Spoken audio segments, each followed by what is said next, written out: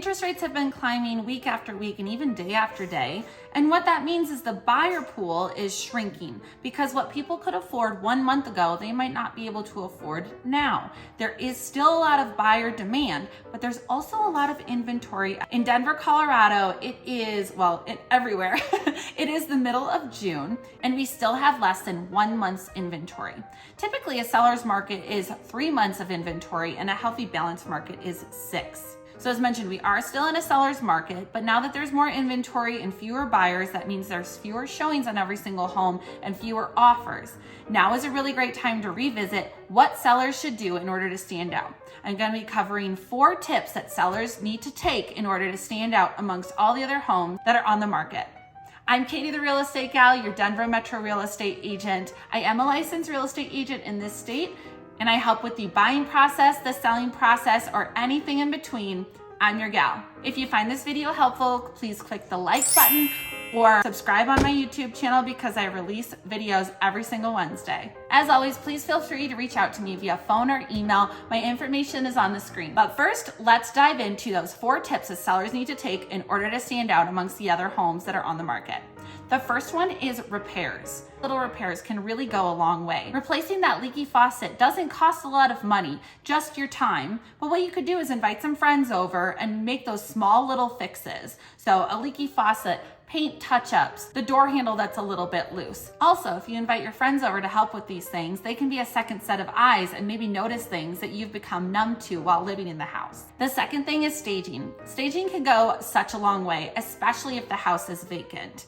If someone walks through the house and they don't have a frame of reference of how big a room actually is, having furniture already in the room can mean a world of difference. And you don't necessarily have to stage the whole house. If you have a 4-bedroom, you could just put bedroom furniture in one of the rooms so someone can kind of envision what it would be like to have that room furnished. Some people love staging furniture so much they might actually want to buy that furniture. You can still stage a home that you live in as well. So if you have a kitchen table and chairs that are pretty dang worn, someone's gonna see that, maybe not be able to see past that to what the structure of the house actually encompasses. So getting rid of the table and chairs that you might be throwing away anyway, bringing in something really nice is going to bring positive thoughts to the people that are walking through. People are going to remember those feelings instead of the thought of, oh, they need new tables and chairs. Look how worn they are. Homes actually sell 40% faster when they are staged. The third thing is photography. Photography goes such a long way, I promise you. Think about when you're looking at homes online.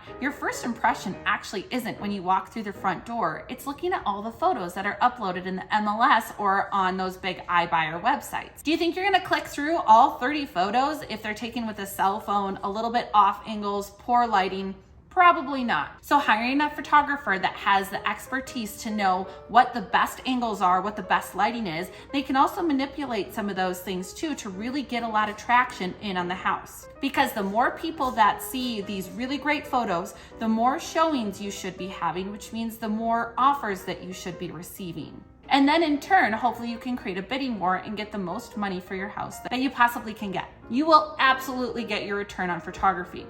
Also, ask your real estate agent if photography is included with their fee. The real estate agent might cover photography and staging in with their package or have a package for that so that you don't have to pay out of pocket to make your house stand out a lot. The fourth thing is decluttering. Taking away all of the personalization that you've added to the house to make it your home. Why do you want to do that? Because you want other people to envision themselves living in this home. If you can remove signs of kids, pets, religion, anything that makes your house your home, put it in a box. You're probably gonna have to box it anyway because you're gonna be moving soon because hopefully you're gonna be selling your house. And a really great way to do that is by a room review. I have a checklist of 101 items that you can go into every single room as well as the outside front yard and backyard of your house. And if you do that, you will absolutely make a huge impact on everybody that is going to be coming through the house, whether they see the photos online or stop by during an open house or during a showing. Make it minimalistic, maybe a flower vase in the kitchen,